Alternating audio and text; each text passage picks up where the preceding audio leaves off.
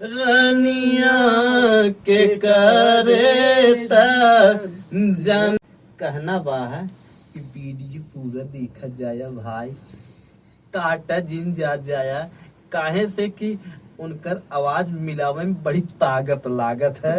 वो आराम आराम से गाय के पार हो और जोन बा ऐसन कह के चला है ना, चाहे जितना बिरहिया हैं जानते हैं, जय बिरहिया हैं तनी दादा वाली, तनी दादा वाली, तनी दादा वाली, दादा वाला तो रसा के मिल जाए तो जल्दी ने उहे दादा वाली हम कहे चाहत ही।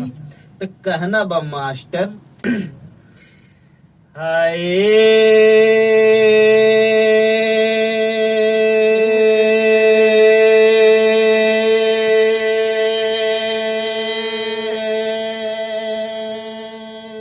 वाह वाह वाह वाह मोर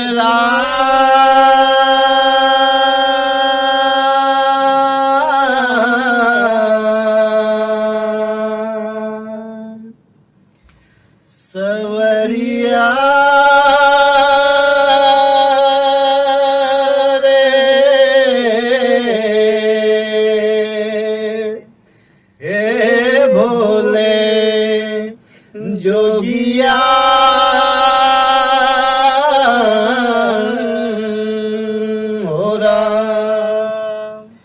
बिरहा सुनई वाले मित्र, बिरहा पूरा सुनी ही। कहना बा ए भैया,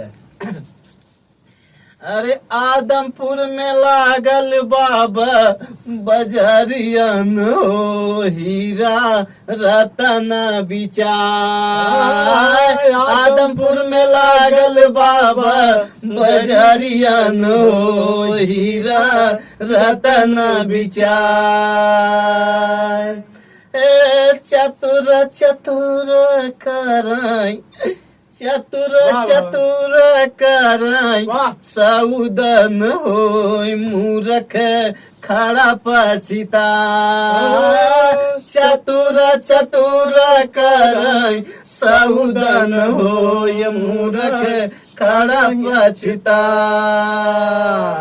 हे भैया, ये बाबू सुनने वाले मित्र, आप सब महान हैं।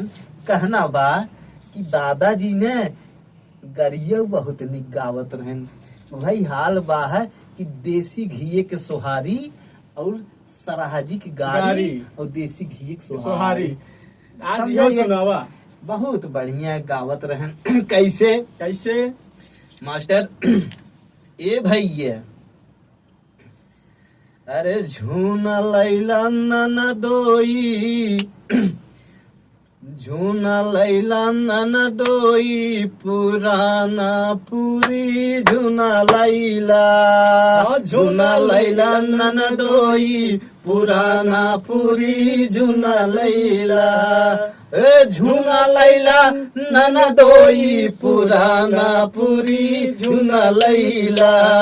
झूना लैला नन दोई, पुराना पूरी झूना लैला। अरे असजनी जाना, अरे झूना पुराना, अरे असजनी जाना, झूना पुराना, झूना के तारे तारे नौ सब जवान झूना लैला।